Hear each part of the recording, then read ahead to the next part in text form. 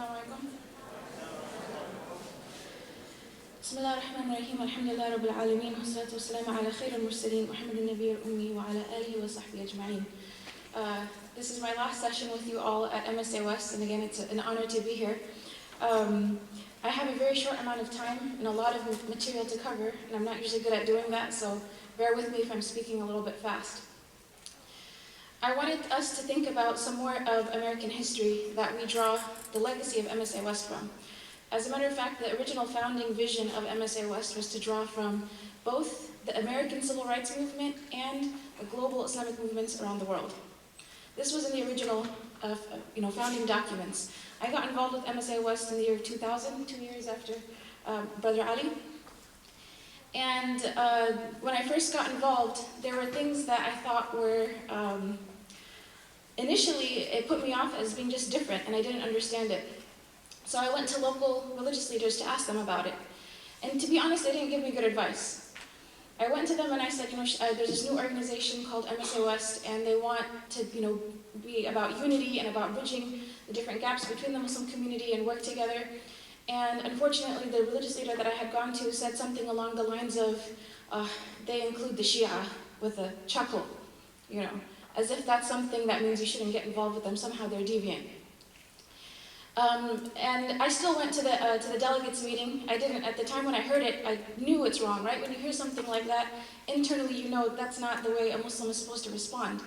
So I still went to the delegates meeting, and when I attended, I found a beautiful example of what that vision of MSA West was. People who came from very different backgrounds. Yes, there were Shia and Sunni in the same room. There were young people who belonged to the different Muslim organizations, whether it be MAS or ICNA or ISNA or Sabiqun or whatnot that existed back then. And they were in one room talking together about working for Islam in America and working for social causes in America, not just Muslim issues. So this is something that was inspiring to me, and I began to listen to what they had to offer and realized that I needed to think critically about what I was being told in my own community. And so I give this advice again to all of you, is to think very critically about the messages you may receive here and there, and go back to what are the values, the universal values of Islam. If it feels wrong, a lot of times it is. If you're hearing a message of discrimination, of hate towards your fellow Muslim brother, of deviancy, of the kind of takfir, this person may not even be Muslim. All of that stuff is a signal that you're not getting good advice. And when you, subhanAllah, when you get involved with MSA West, you get to experience the beauty of something else. The beauty that diversity and unity can bring. So thinking about the two legacies that MSA West was meant to draw on, and thinking about the Civil Rights Movement, I want to ask this audience by show of hands, how many of you are familiar with the Student Nonviolent Coordinating Committee? Oh, that's very bad. SNCC, how many of you are familiar with the Black Panthers? Okay, alhamdulillah, that's better. Nation of Islam? Okay, better. And there's many other civil rights organizations that we should be familiar with. If the founding vision is to be inspired by these legacies, then I would argue that it is the job of the MSA West worker and the MSA worker to study these legacies. And if you can't read a book, at least watch a documentary. There are plenty of documentaries out there. I encourage you to study and read for yourself because it's inspiring to especially read autobiographies of people who were involved at this time. Just some information that I wanted to share. SNCC was actually started in 1960. By someone named Ella Baker, and this was because a series of meetings that were held by students, young students like yourselves, at Shaw University. And even though it was started in the South, it spread all over America, and they have institutions all over America. They held sit-ins. What is a sit-in? You guys know what a sit-in is? Okay, good. It's not just protesting in terms of holding up signs. It's actually the areas where there was segregation, whether it be hospitals, whether it be libraries, whether it be lunch counters, deliberately sitting in the areas that they were told they were not allowed to sit in. Freedom rides. How many of you guys know what freedom rides are? Okay, good. Alhamdulillah. Freedom rides, another controversial thing to do, an act of I wouldn't necessarily even call it civil disobedience because they found the loopholes in the law which would allow them to do things that people were uncomfortable with. And I think that's kind of the example that I think the UCI 11 took. But what they would do is local areas would not allow, would have segregated transportation. So they would take national transits into these local areas deliberately because they were able to somehow bypass the local law and culture and then be able to expose the people of that place to integration. In 1963, the March on Washington, Mississippi's Freedom Summer, these are all events that we should try to get to know more about. But they say that what was their biggest contribution was actually field work. So I want us to think about this. The biggest contribution was not the big events. The biggest contribution was their on-the-ground work with the people, and specifically their voter registration drives. So getting people who were otherwise disenfranchised to get them involved in the voting and political process. There's more to say about this, but I want to continue. I want to say there's two values that I thought were amazing about them. Later on, Stokely Carmichael got involved with them, and also they focused on both Black Power as well as they joined the anti-war movement, being against what was going on in Vietnam. They had a principle that they called participatory democracy. And what that basically meant was that instead of voting on an issue, majority rules, they believed in trying to bring about a consensus. Okay, so they would make shura, the Islamic concept of shura, consensus, was something that they practiced. And they said they were unique in this as a student organization, as a civil rights organization. Most other civil rights organizations were top-down in their approach. But SNCC was actually bottom-up. And this is something that we have to think about in terms of MSA West. Are we top-down, or are we embodying our own values that are being practiced, by civil rights organizations, which is consensus, building shura? Thinking of, moving on to other organizations, I'm not going to go into depth about their histories, but I want to say this. When you look at Nation of Islam, or you look at the Black Panthers, one of the things that I was astounded with when I did a quick search even on the social programs is that it wasn't just political protests that they were involved in, but they were heavily involved in serving people, serving underprivileged people. That was a big part of their platform. When I looked up the programs institutions that were built by the Black Panthers, 65, not just events, 65 institutions to serve people. They had a free breakfast program, they had community food pantries, they had health clinics. And again, these are organizations that were primarily run by young people. We're talking about people in their 20s. You look at the Nation of Islam, even to this day, the Nation of Islam is involved in building clinics and providing services. So you can differ about an organization's approach or philosophy, but one thing we can't deny is how much they did to help serve poor and underprivileged people. Now, the social issue is huge, and it's something that I think our community has neglected. And again, when you look at the worldwide or global Islamic movements, wherever they are, you do find a lot of social programs. And what really hurts me is when I find someone who lived and experienced a movement, a Muslim movement that was heavily involved in social movements, things that got rid of prostitution and gave employment, building trade schools, feeding the hungry in Ramadan. They were involved in all of these social institutions in the Muslim world. Then they come over to America and they forget that element of Islam even exists. You become completely isolated in the masjid. Completely, you're just focused on your Quran halaqas, focused on the religious programming. And you came out of a history and a legacy of people that helped the poor, that helped those who were in need in different ways. And so what I'm proposing to MSA West is to go back to your own founding vision. For the students, study your own vision. And it's not so that you can become sectarian or whatnot, it's to go back to the universal values that created MSA West to begin with. Just to mention some of the basics of MSA West history, when I got involved, I found out that it was fiqh balanced, which meant that it didn't necessarily take a position on fiqh issues, and it embraced, I guess, the spectrum of fiqh opinions that exist out there. They also said that they were gender balanced. They wanted to have not only the inclusion of sisters, but equal inclusion of sisters. They were non-sectarian, we mentioned that. And in terms of political issues, they tended to look at things a little bit differently than the rest of the Muslim community did. So the older institutions, for example, if there was a terrorist threat or bombing in America, the way that older institutions would respond, of course, would be to condemn these bombings. MSI West would condemn these terrorist acts at home, and in the same press release, condemn terrorist acts done around the world. So this is a difference. This is a difference in approach, meaning, yes, we're absolutely against the killing of innocent people, but we're against that wherever it happens and whoever is blameworthy for that. And this is an important approach to take, and sometimes the other institutions didn't necessarily have the courage or the willpower to put this out as part of their press release, but the students did. And it's an important example. And I remember when these press releases would come out, members of the older generation of the community having their morale lifted, being proud, being inspired, feeling that the students have the right to lead the community because of the fact that they were able to take these positions on a public level.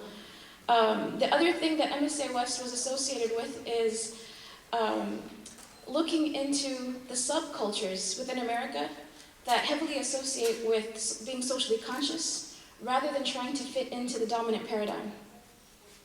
Okay? We're not trying to get white people to like us. It's not the approach of MSA West.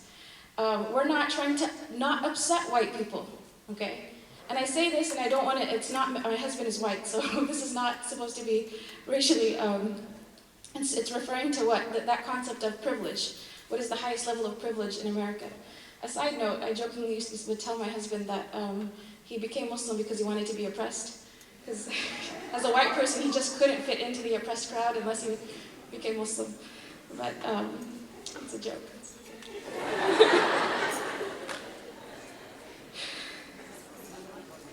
We had the Imam Jamil committee.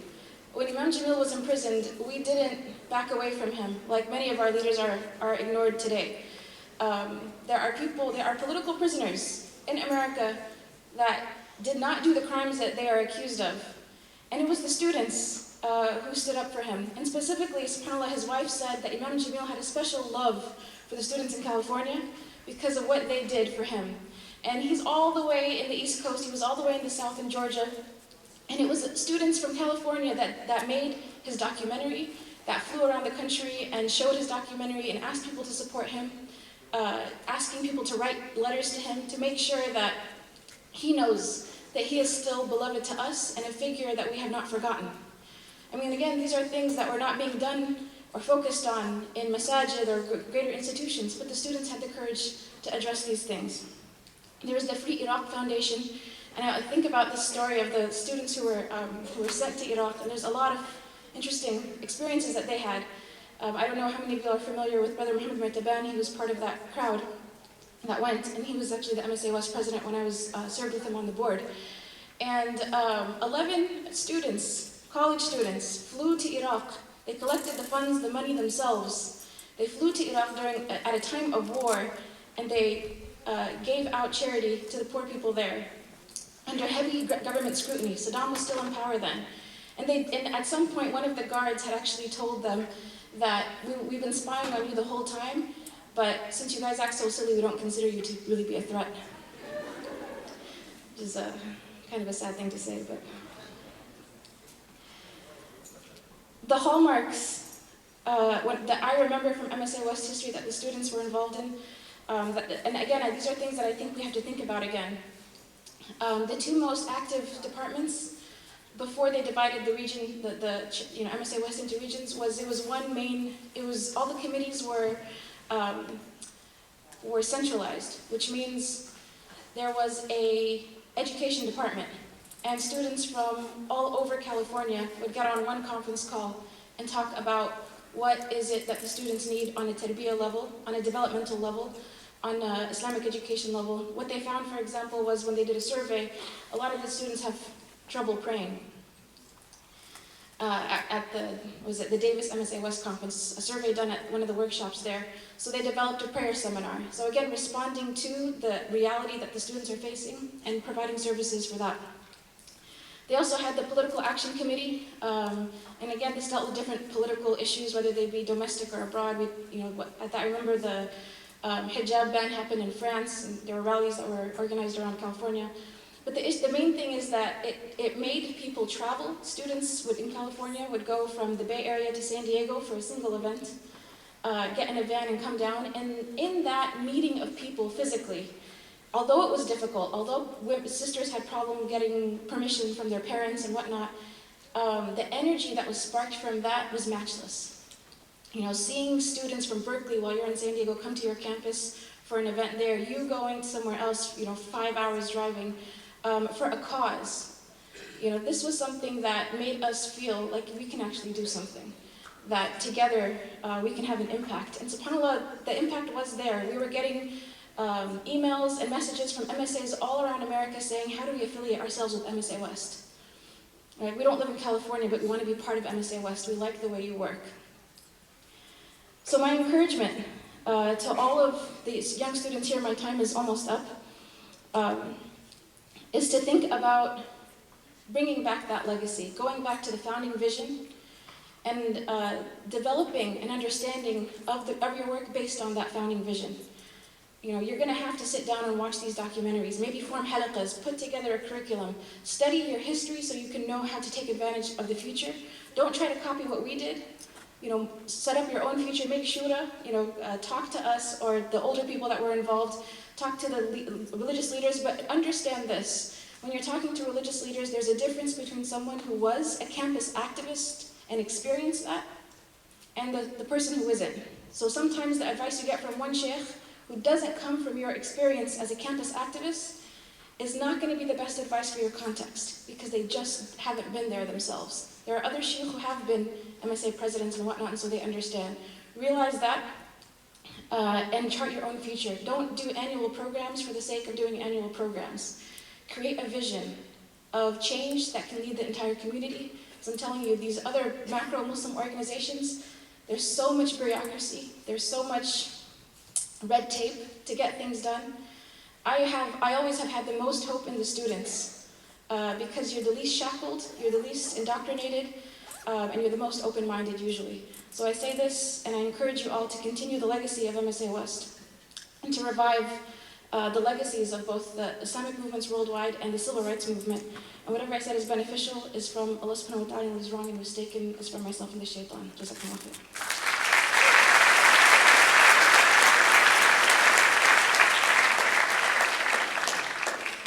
Jazakallah khair to Sister Muslema Purmul. So now we're going to have a Q&A session with the speakers. So we have volunteers walking around with flashcards up and down the aisles. So once you've heard your question, please raise it up in the air so they can come and grab it. So if you can please have the speakers come this way.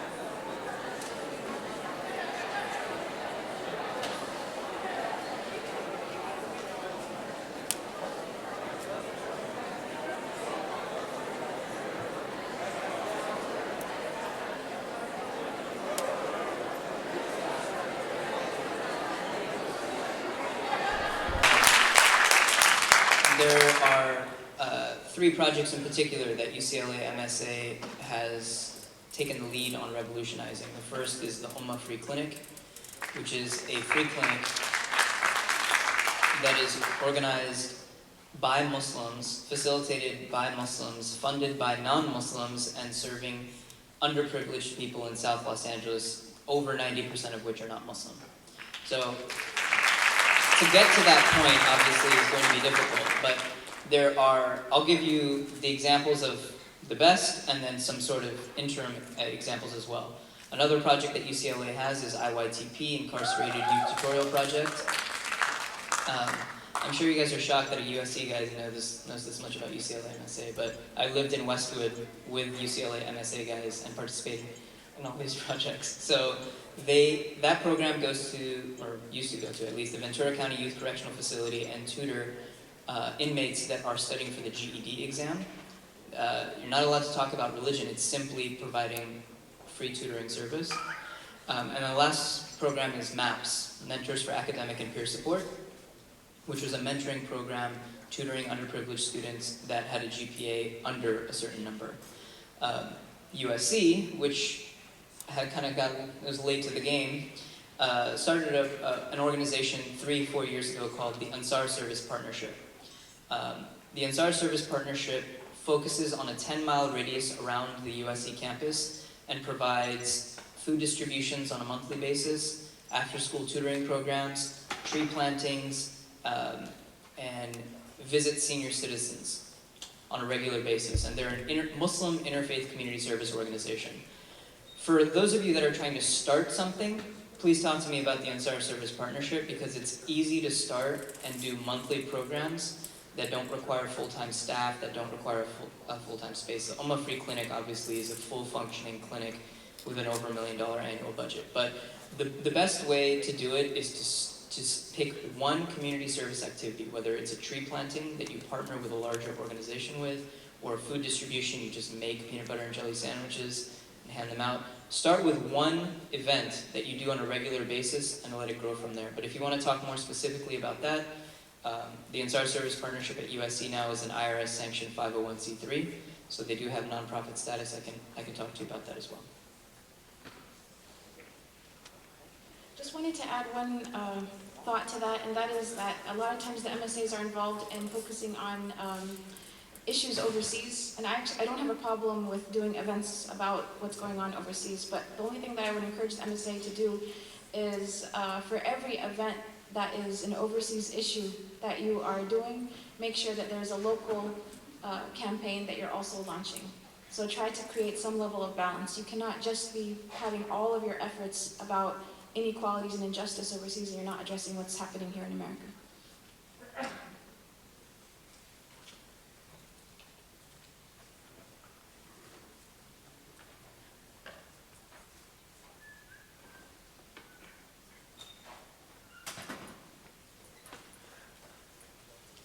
This is what is the best way to get past divisions within the MSA so that we can get more done, inshallah. It depends on what type of divisions they are. Are they ideological? Are they, in terms of sectarian? Is it racial? Are they, people are divided along those lines? Figure out what those divisions are actually created by. And I would say, as one of our advisors had once encouraged us to do, to get everybody in the room, lock the doors, and say nobody's leaving until we get this resolved.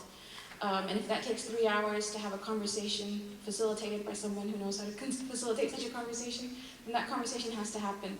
And make sure, again, that everyone is there. Every single person who's involved or feels angry or feels upset is in that room and is able to express themselves. And get someone there who can facilitate the discussion in the direction of unity. Because if you get the wrong facilitator, they may encourage people to split off and do their own thing rather than overcome their differences and come together. Wallahu a'lam.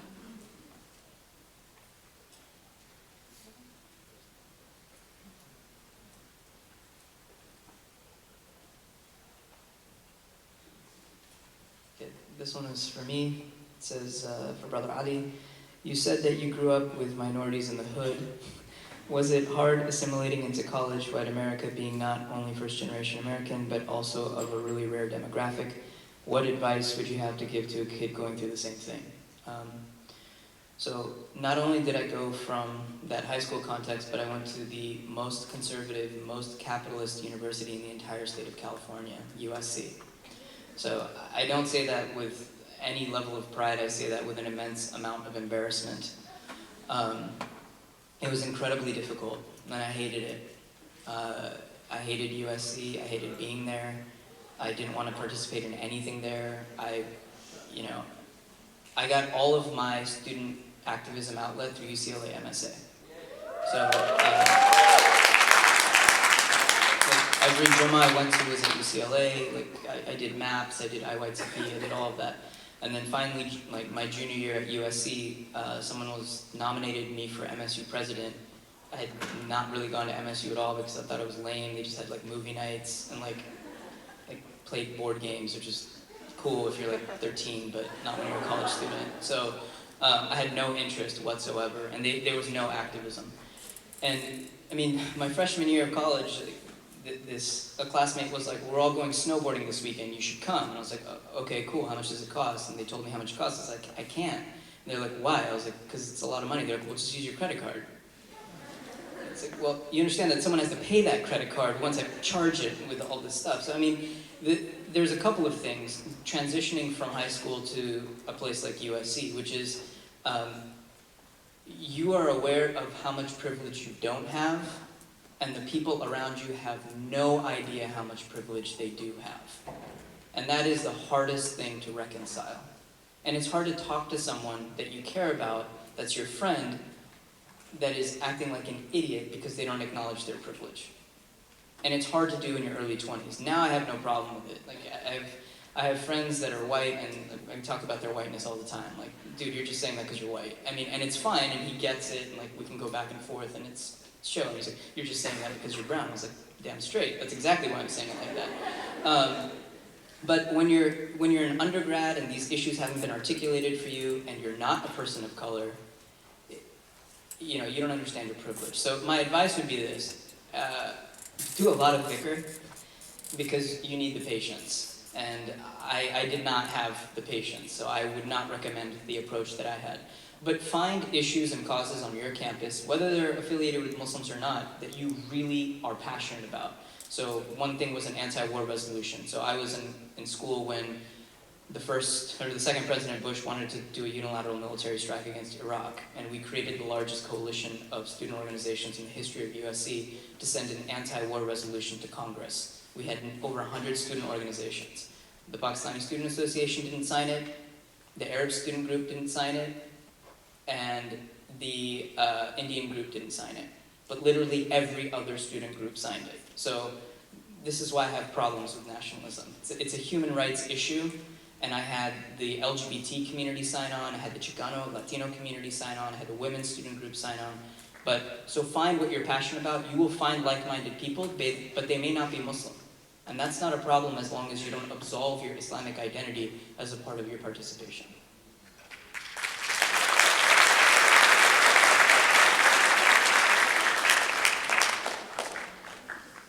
So I'm going to try to do 1, 2, 3, 4, 5 questions answered in one big answer. The questions really deal with getting people involved in the MSA and activated. Maybe some MSAs are suffering from brothers who are not interested because most of the MSA are sisters, or the MSA president's sister. Some MSAs are just struggling because they're in a community college, they want to get the ball rolling. Other MSAs they just feel that people are just not involved enough. They may come for some events. Other MSAs there's other cultural groups on campus that are doing their own thing, whether it be PSA or ASA or whatnot, and they want to somehow allow the MSA to be a vehicle that brings them in. The answer to all of these different issues is actually something quite simple. It's simple, but it's very deep. And it's something I didn't get to talk about last night because my time ran out. But that is so important in the history of the social movements that we talk about during the civil rights era, as well as, the global Islamic movements that we hear about, is that they really emphasize human relationships within the MSA, or within workers. So, ukhuwa, the concept of brotherhood and sisterhood. You need to have the types of social activities at an MSA level, but also individually develop really tight bonds with one another. And this can help alleviate a lot of these issues. A lot of times people are coming to MSA because they just want a place to feel comfortable and at home, a home away from home. And that's the first thing that gets them attracted. So make sure that the MSA environment is something that can do that. In a situation where you have brothers who are not comfortable because of sisters, again, you're going to have to work around that, where they understand.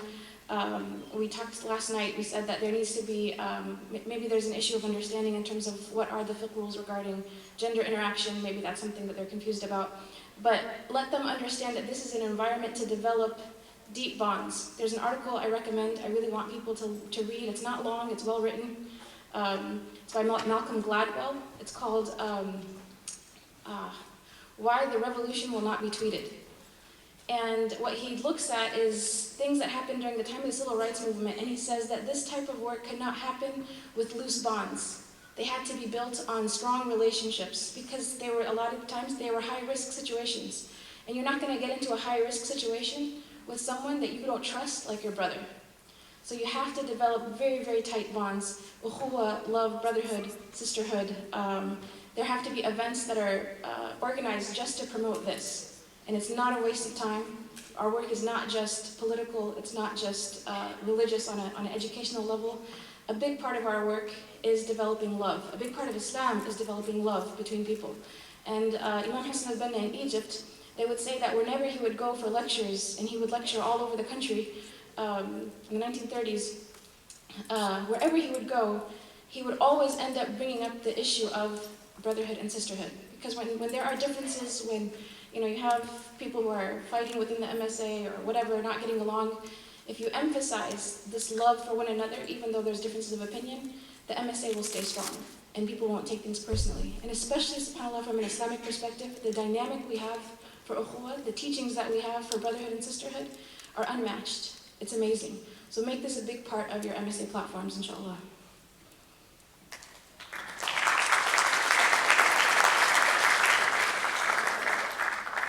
So that was one of the major questions. There was a couple more about how to consolidate or reconcile differences of opinion within an MSA. So I'm going to touch on a few other ones. This is a very quick one. What is the result of people who are very good but do not believe in God? So the question is, what is the point of them being in this world? And I'll give you a quick anecdote. One of my best friends is an atheist. His name's Paul. And he doesn't believe in God. He doesn't believe in religion. But he will make me zabiha meat every time I go to his house. When I go to his parents' house, who are also ardent atheists, they will make me zabiha meat. They will use separate pots and pans. They won't use the same spoon in non-zabiha chicken in my chicken. And they don't believe in God. And when I go to a Muslim's house that doesn't observe zabiha when it comes to meat, they find it offensive when I ask them if the meat is zabiha. That's why people that are atheists have a place in this world. Because if you look at everything that you experience and every person that you interact with as an opportunity to strengthen your relationship with Allah, that's what it'll be. Salams, Ayan Hersi Ali might be coming to our school. What do you suggest as an event in response? Lecture suggestions. So 3 years ago, my friend and yours, Mr. David Horowitz, came to USC and basically had an entire event called Islamofascism Awareness Week, and specifically named students that I work with at USC as members of Hamas and Hezbollah, right? So people got really upset. There was this massive protest. USC is a private institution. You have to have a permit to have a protest. If you try to protest without a permit, you will be arrested. So I felt like that would be a relatively worthless approach. So what I challenged the Muslim students at the time to do was to write a letter documenting all of the racist things that David Horowitz has said about black people in America, and the homophobic things that he said, and the Islamophobic things that he said, and get as many non-Muslim student organizations at USC to sign that letter and deliver it to the administration of USC and basically say this: we support free speech. We support the free dissent and expression. What we don't support is hate speech, racism, and bigotry being welcome on our campus. Therefore, if David Horowitz comes and he says anything that is racist, bigoted, homophobic, or Islamophobic, we want the University of Southern California to take explicit action against him. We're not going to do anything. You are forcing the administration of the university to take ownership of their own rules. So what happened? David Horowitz came. He said really stupid things. People got really upset. The protest was worthless. There's like 16 people. And there's just fringe, anti-Semite terrorists that were protesting. But a week later, the vice president of the university took a full-page ad in the Daily Trojan and wrote a letter on USC letterhead praising the MSU, praising Islam on campus, and denouncing David Horowitz.